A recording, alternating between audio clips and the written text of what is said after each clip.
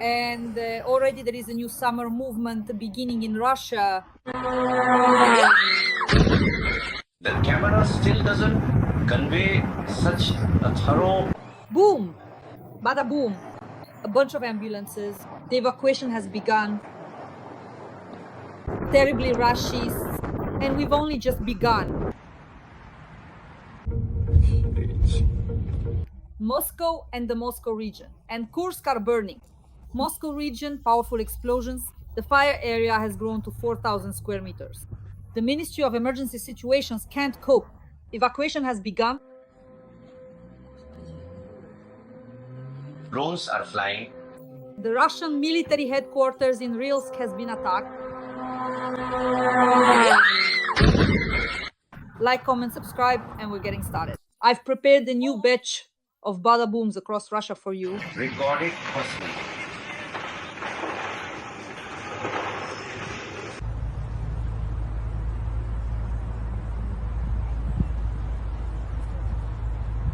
So, let's begin, friends. Like, comment, subscribe. Let's go! Residents of Krasnogorsk near Moscow are reporting large-scale explosions and a fire that can be seen from different parts of the city. Boom! Bada boom!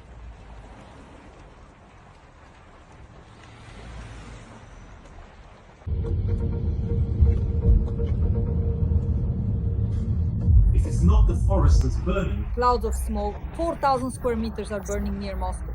The Ministry of Emergency Situations cannot cope. The evacuation of people began. Liquidation of Rushists in Rilsk. During the night, strike drones hit a hotel that was the location of the Russian armed forces.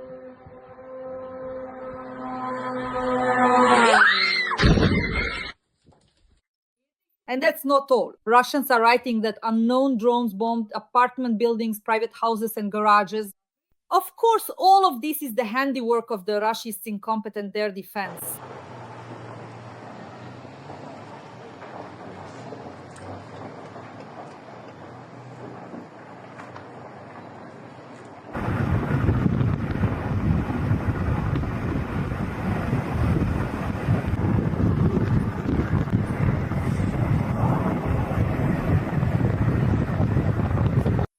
There were also very significant massive raids in neighboring Lvov, where there are also large numbers of Russians and their military equipment present in the area.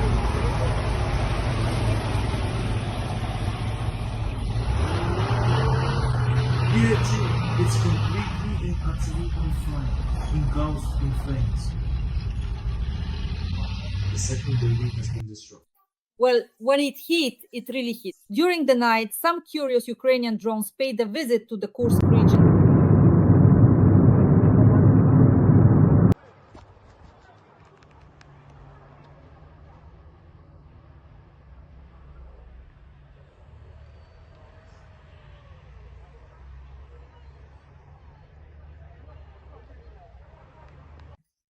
Local residents and Telegram channels are posting videos of the fire resulting from the attack, which is said to have targeted the occupiers' location in Rilsk. Moreover, a railway station near Lviv is also ablaze.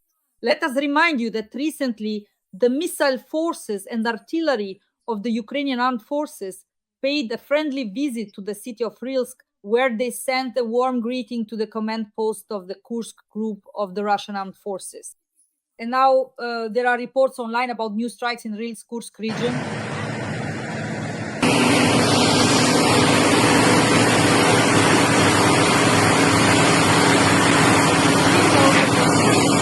France, a locomotive depot is on fire. According to the Ministry of Emergency Situations, there is a fire at the locomotive depot in the city of Dasha. Agency employees are currently unable to extinguish the flames covering 2,000 square meters.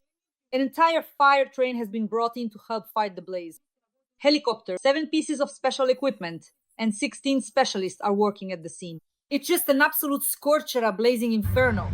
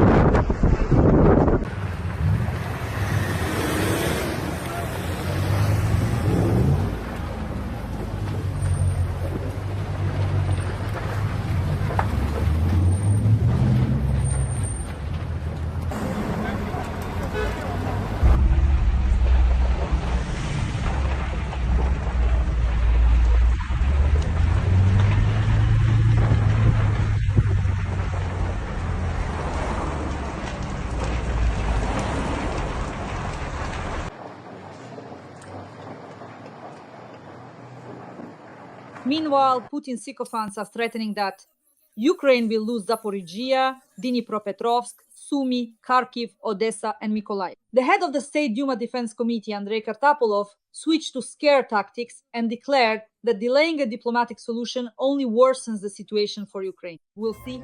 As for Jeffrey Sachs' recent statement regarding Odessa, well, he is indeed a very experienced and exceptionally knowledgeable person who possesses the remarkable ability to accurately predict certain significant events.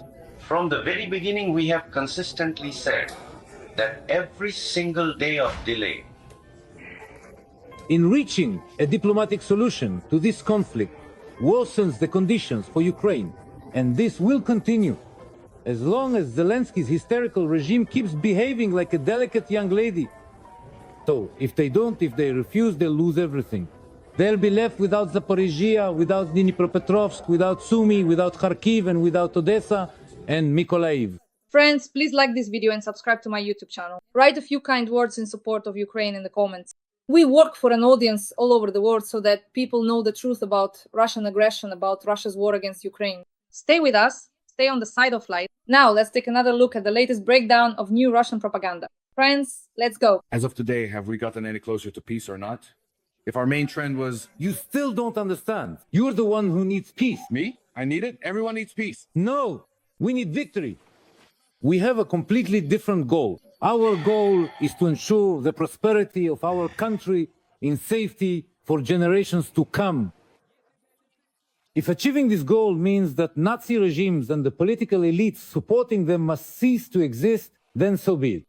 We do not have the goal of preserving the Ukrainian political nation. That's not what... Exactly. That's why we don't need peace. So, do we not need a dialogue with the West right now, the one we've all agreed to? Do you understand? Our conditions are very simple. Our national interests must be respected. Peace at any cost? A ceasefire? We've never said that. Not once. When they attacked the Kursk region, it was never said directly, openly, honestly, that, of course, once we liberate the Kursk region, don't expect us to just stop at the border. Obviously, we'll go further. Well, we said it outright. I'm coming for you. What else? How could we be more honest? What's so devious about that? Now they're surprised. But why us? They want to give us Chernihiv as well. Well, they'll go into that. Because they're planning something for Bryansk over there. Yeah. And they were supposed to give up Odessa, too.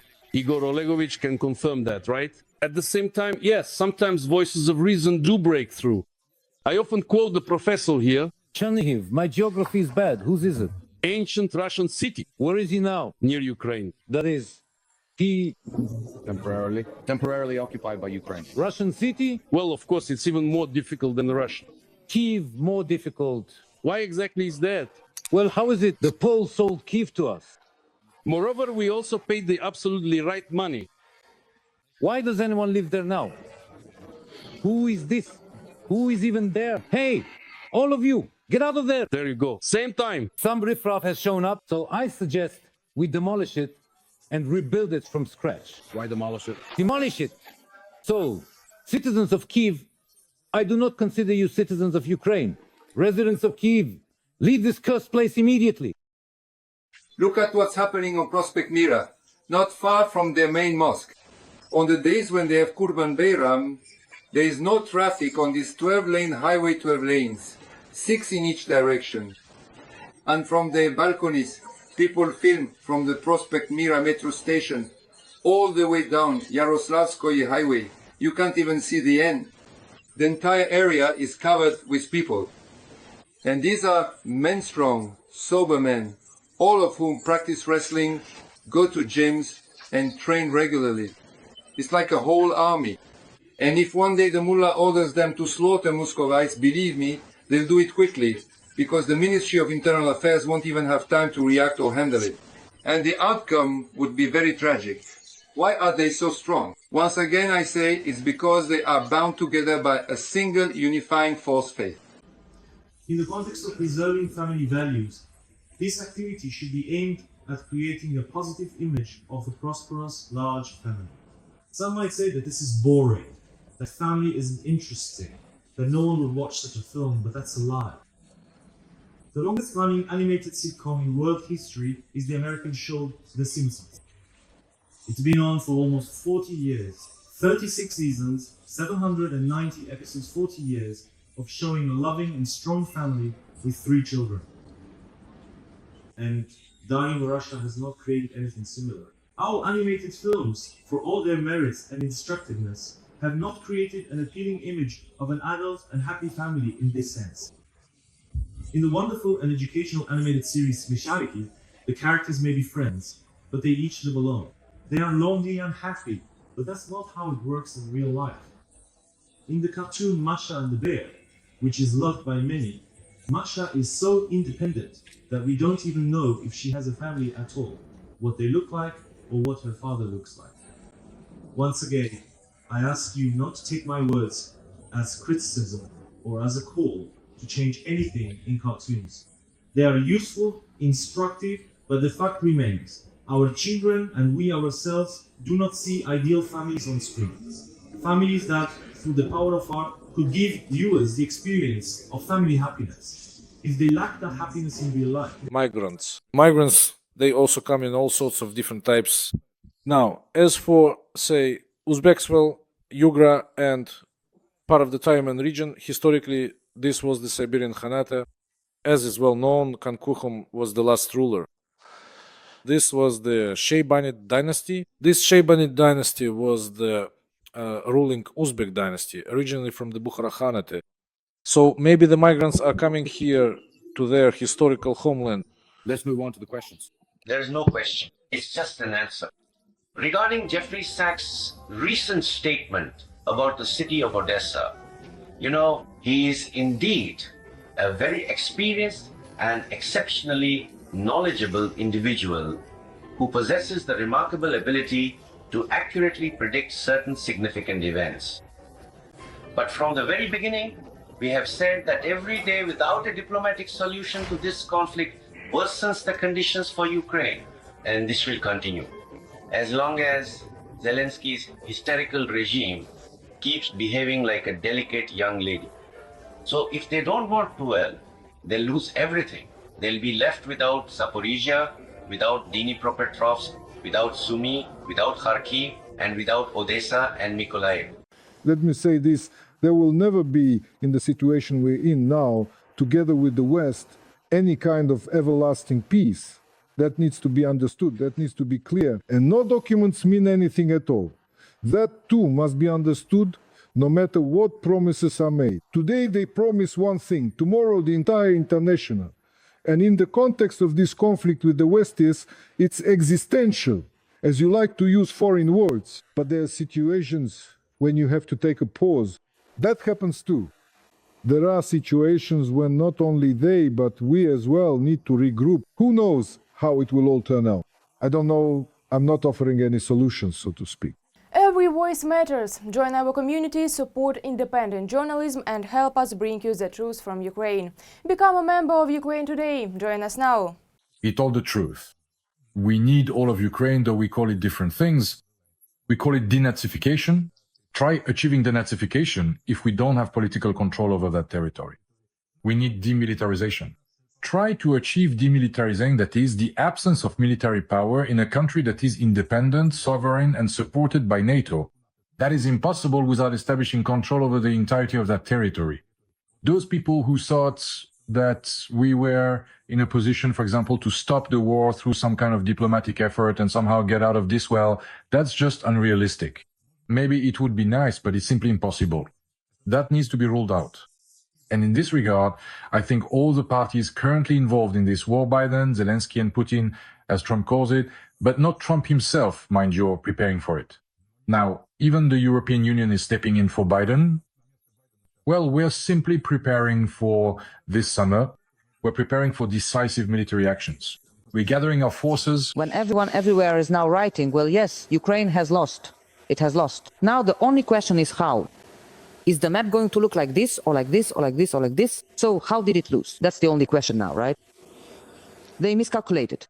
Russia continues to develop a draft memorandum regarding a future peace agreement, outlining a number of positions such as the principles of settlement, possible timelines for concluding a peace agreement, and the potential for a ceasefire for a certain period, in the event, let me emphasize, of reaching the appropriate agreements.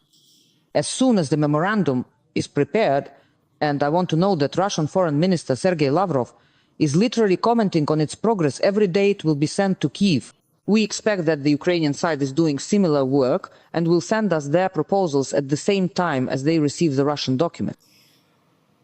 So, against what background, or rather, in what context is all of this happening? We are carefully noting Zelensky's consistently destructive statements, which, instead of genuinely seeing or truly hearing those individuals who are diligently trying to focus on at least some genuinely constructive steps or any tangible results whatsoever, regrettably begin to aggressively escalate this increasingly hostile and aggressive rhetoric and brazenly attempt to shift the entire blame onto Russia for, as he himself puts it, deliberately prolonging the ongoing conflict.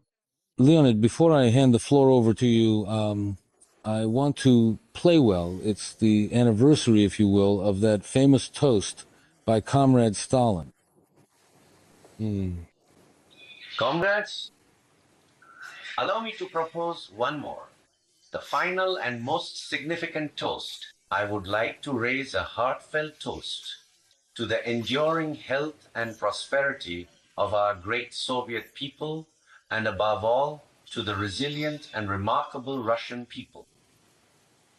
I drink, first and foremost, to the health of the Russian people, because they are the most outstanding nation among all the nations that make up the Soviet Union.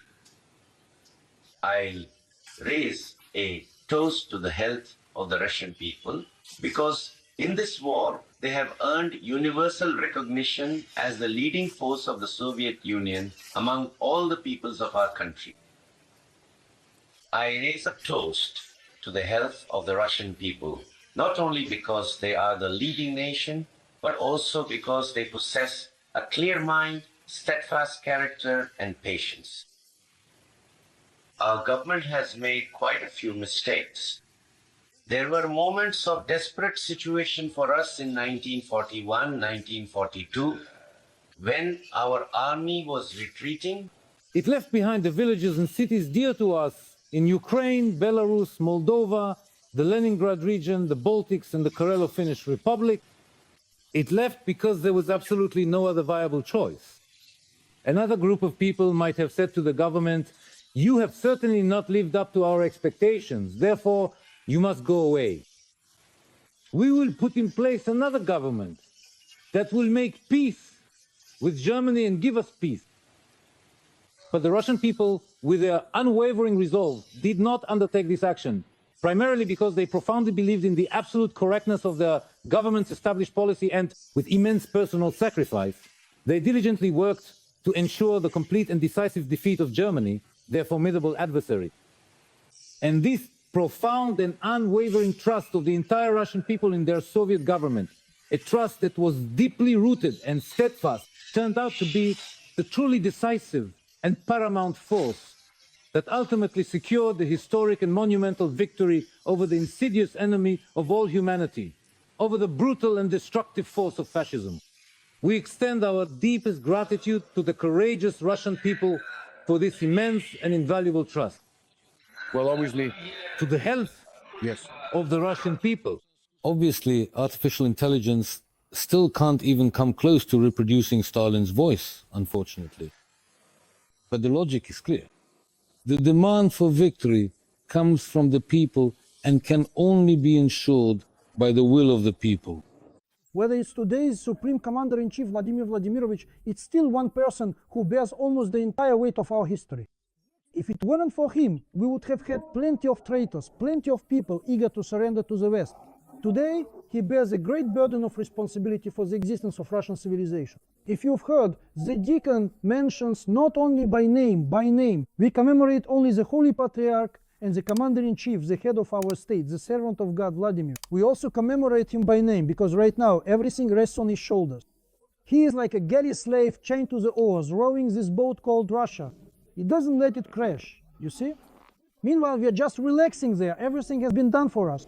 Moscow is beautiful, polished. There are flowers, ice cream, free concerts, scooters, and boats sailing along the Moscow River. And at the same time, somewhere on the front line, a 19-year-old boy bleeding out is defending himself, shooting back with his comrade against overwhelming enemy forces. And somewhere, in some office, someone is working without sleep, without rest, without a break, so that we can live. And we, like drones, eat, drink, dress up, stroll around, and have fun. And at this very moment, someone is fighting for us, building, crying, praying, dying, enduring pain, and so on and so forth. Christians must understand that we are all debtors. We live on borrowed time.